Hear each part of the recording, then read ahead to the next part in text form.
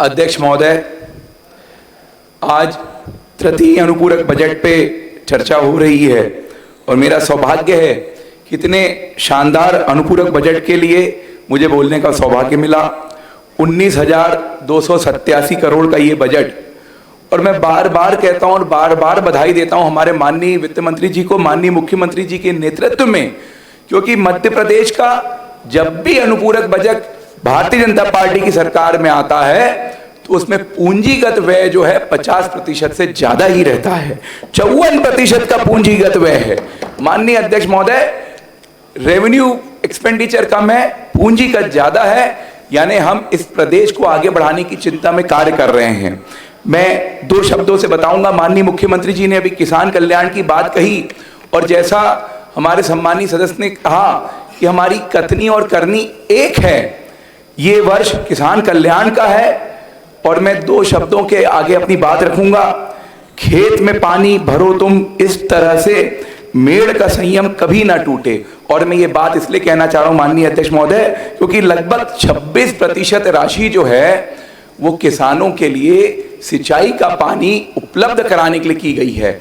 25% राशि जो है 4,700 करोड़ नर्मदा घाटी परियोजनाओं की विभिन्न बांध परियोजनाओं को पूर्ण करने के लिए, 300 करोड़ की राशि जल संसाधन विभाग को वो भी बांध निर्माण के लिए की गई है। माननीय अध्यक्ष महोदय, तो निश्चित तौर पे किसानों को आगे रखते हुए भारतीय जनता पार्टी की डॉक्टर मोहन यादव जी की सरकार ने इस तृतीय अनुपूरक बजट को तैयार किया है। माननीय अध्यक्ष महोदय, मैं बधाई देना चाहूंगा कि इसमें गृह विभाग के पुलिस बल के आधुनिकीकरण के लिए भी प्रस्ताव रखा गया है। मैं इस मौके का लाभ उठाते हुए पुनः माननीय मुख्यमंत्री जी को बधाई देना चाहूंगा कि इस प्रदेश से उनके ही शब्दों में अगर लाल सलाम को आखिरी सलाम हुआ है तो निश्चित तौर पे मैं बधाई देता हूं हमारे सुरक्षा बलों को और भारतीय जनता पार्टी की सरकार को।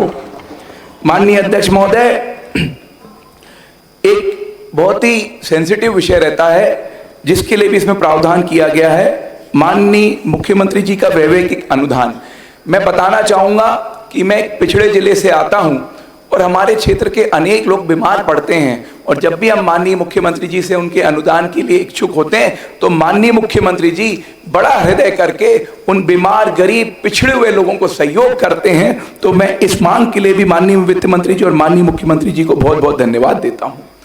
ये प्रदेश धीरे धीरे एक अच्छे औद्योगिकरण की तरफ बढ़ रहा है और उसके लिए इस बजट में प्रावधान किया गया 1,250 करोड़ का। इससे रोजगार के साधन उत्पन्न होंगे। ये निवेश प्रोत्साहन योजना के तहत किया जा रहा है। माननीय मुख्य अध्यक्ष महोदय, मैं इसके लिए भी माननीय मुख्यमंत्री जी और माननीय वित्त मंत्री जी को धन्यवाद दूंगा। और यही नहीं, साथ ही साथ MSME योजना के लिए भी 200 से अधिक करोड़ का प्रावधान किया गया है, जिससे हमारे प्रदेश की लेबर फोर्स को काम मिलेगा, रोजगार मिलेगा और इस प्रदेश में नेट जो वसूल होंगे उससे ये प्रदेश उन्नति करेगा।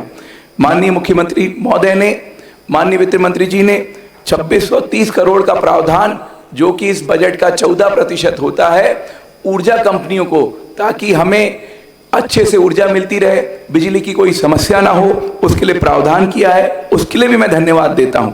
साथ ही साथ मुख्यमंत्री जन कल्याण संबल योजना, तो संबल योजना के लिए जो प्रावधान किया गया 615 करोड़ का, माननीय वित्त मंत्री जी को मैं धन्यवाद करूंगा उन गरीब लोगों को जिससे इसका सहयोग मिलता है,